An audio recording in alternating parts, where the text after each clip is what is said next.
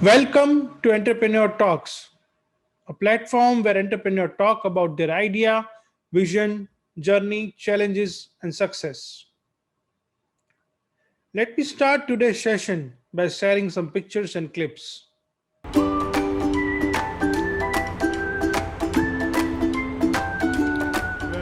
Dogs. Lovely, isn't it? Dogs are very affectionate. They are considered as the best friends human can have. We treat dogs like a family members. Life can be hectic sometimes. At the time, we need help from someone who can take care of our dogs just like we do. Wouldn't that be amazing to have a platform where we can find such help? Today's our guest Rashi Arora is trying to solve this problem by her startup Cuddly Tails. So let's find out more about the startup Cuddly Tails from Rashi Arora.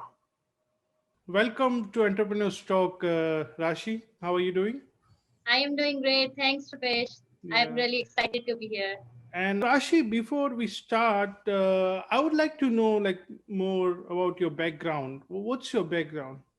Yeah, sure. Happy to. So I was born and brought up in India with my parents, brother, and I had a dog. His name was Calais.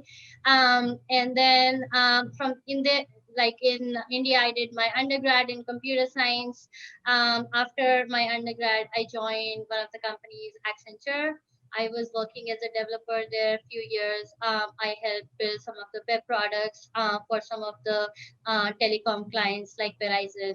After getting that technology background, I wanted to learn a little bit more about business, and that's when I came to US to do my information systems. That's the degree I did in masters. And after doing that, I joined one of the big four consulting firms here in US.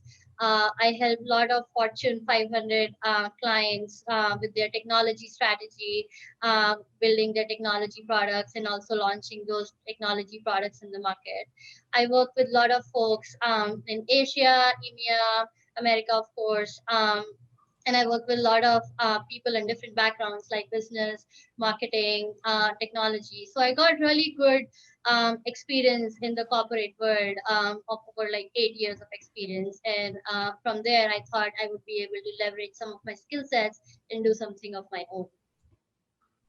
Pretty good. Okay, so your company, Cuddly Tails, right? Am I pronouncing well? Cuddly Yeah, Tails? Yeah. that's correct. Cutting Okay, tools, okay, yes. okay. That's a cute name, Cuddly Tails. Thank Yeah, you. okay. So, what exactly is Cuddly Tails about? So, what product, what service you are offering? So Cuddly Tails is a web platform that connects pet owners with the pet lovers in the neighborhood. We have so many neighbors and friends around us who actually love dogs, but they cannot afford to have one either because they are traveling sometimes and they have busy work schedules. They cannot afford to get one. But if they know they have some dog in the neighborhood, they would actually love to hang out with them. So this platform basically connects those pet owners with the pet lovers. So if pet owners are going out or if their pet needs like walking or sitting service, these pet lovers in the same neighborhood can help them out. So this is the concept of the company. So right now we have these services launched in Jersey City area. We recently launched, and then we plan to take it to different areas. But that's the basic concept of Cuddly Tails. Okay, okay, okay. Pretty good.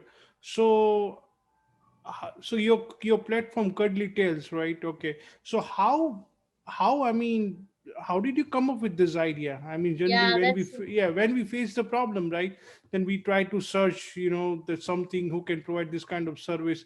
So how did you come up to like create your own platform? Yeah, that's a great question.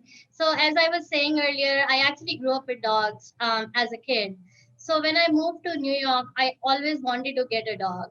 But I knew it is so challenging to actually find like a sitter or help for your dog. And that's why when I was working full time last year, I was just having a conversation with one of my friends who's also a neighbor, that I am traveling and I'm really finding it difficult that somebody, I know can actually take care of my dog, and I know that person is actually going to take care of the dog well. So she offered help because she was not too busy. She said, I'm happy to take care of your dog. That's where the idea sparked.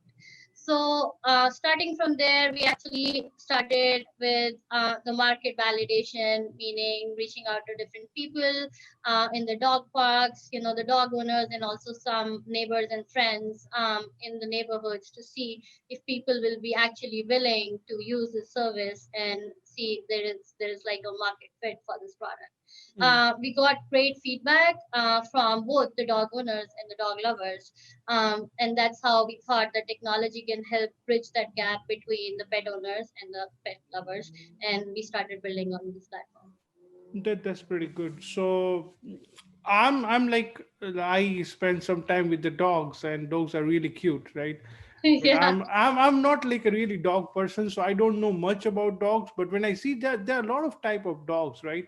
So yeah. how do you so dog owners, right, they come to your platform, and there are other, like, service provider. So how do you screen them, right? I mean, let's say, like, if I have a certain type of dog, right, do, like, all service provider matches to that? How do you match, like, particular service provider with the particular dog? Like, do you have any process or screening for that? Yeah, we do have a screening process. By the way, I do have a dog. His name is Sammy. He's a lab retriever. Yeah. Amazing. Yeah, he's very cute.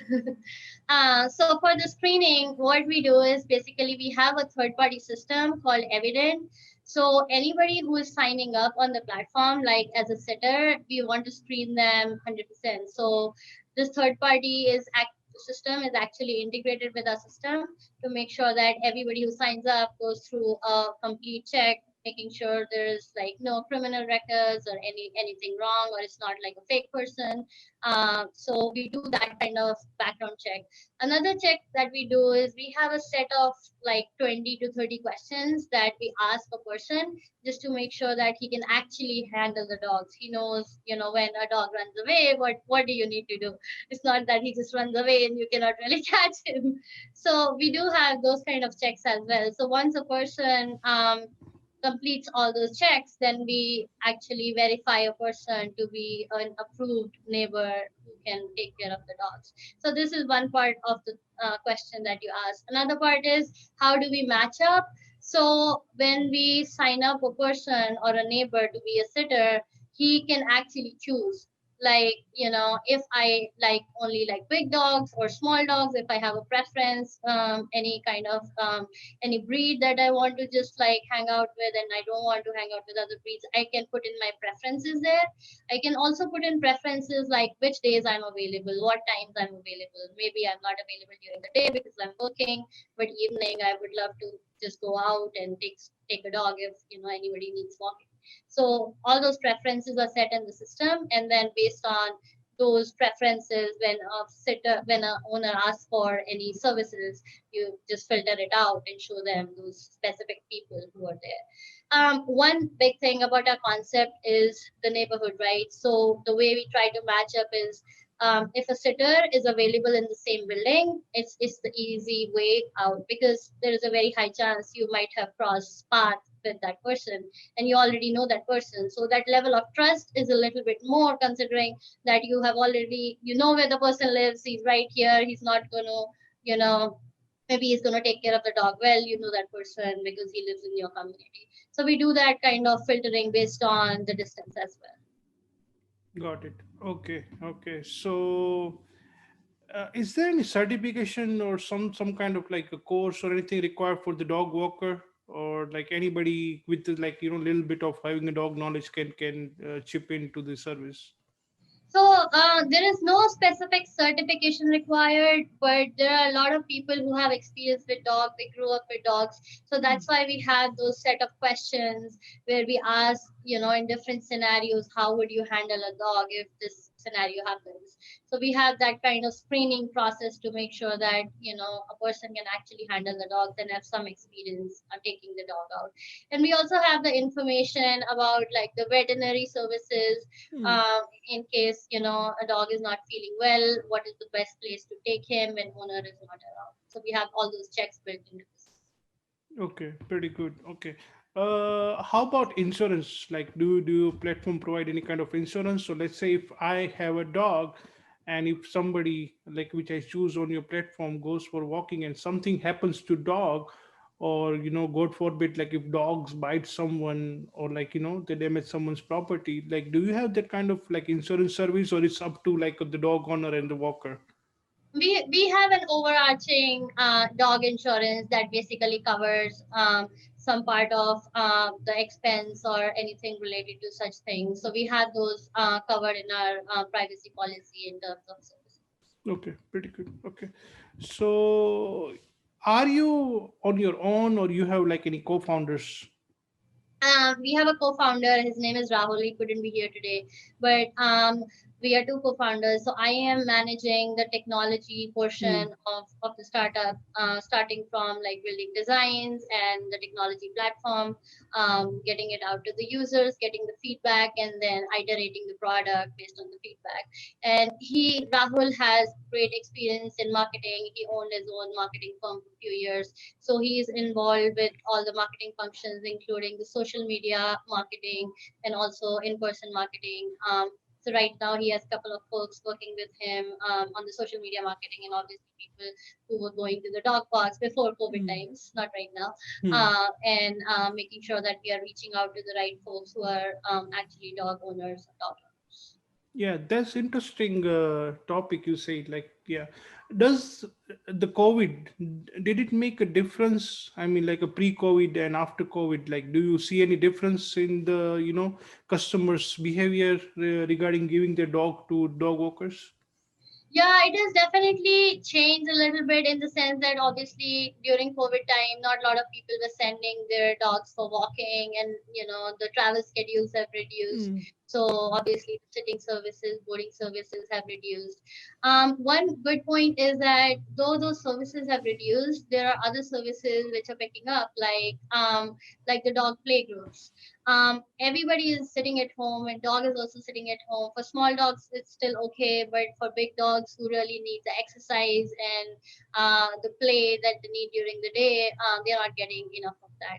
So we are hosting small play groups after this COVID times, where dogs can actually come and play in a group of 3 to 4 dogs, so that they can burn off their extra energy. So this is kind of the change or trend, I would say, in the pet industry. Also, we have seen in the recent months that so many additional people are adopting dogs after this COVID time. So though this like this services for walking and boarding have reduced for now, but if you look at the pet industry trends, it's expected to increase maybe like 6% over next five Hmm. years, which Hmm. looks Pretty good. Okay, okay, okay.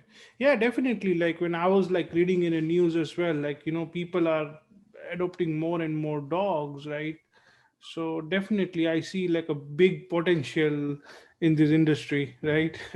It is. They, It's a huge industry. It's around $6 billion industry just wow. in United States, and these services, walking and sitting services, account for like 49% of that industry, which is huge, and it's expected to increase over next 5 years around 6%. Right, right. Okay. So your company, Cuddly Tails, right? Is it a bootstrap or you have any investment from any venture firms? So last year when we started it, it was bootstrapped. We did put the initial funds in to do the market validation, the initial product market fit, building the product out. Early this year, we got $50,000 funding from friends and family, which Mm. we think is great, and it's helping us to actually launch the product into different areas. Right now, we are in the seed funding stage. We are reaching out to multiple investors, and we have those conversations going on. So for seed funding, we are raising 500K of investment. So fingers crossed. Definitely. Yeah, yeah, yeah. Why not? Uh, how many employees currently you have in your company? So, in addition to me and Rahul as founders, we have three developers. One is like Android, one iOS, and then there is a backend developer.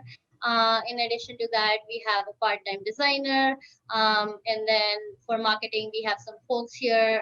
There are two interns who are actually studying MBA, but also working with us part-time to do the marketing in some of the areas that we have launched. And then we have marketing person who is working on the social media platforms. Hmm. Okay. Yep. It's a lean team, right? Yeah, I think that's how you start. And then Yeah. once you start growing in different areas, you have to build customer support.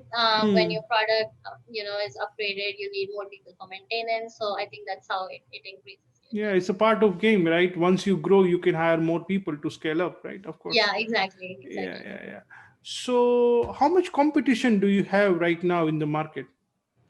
So right now, I would say in terms of competition, there are a lot of local pet sitting, walking companies that you would see in the neighborhoods.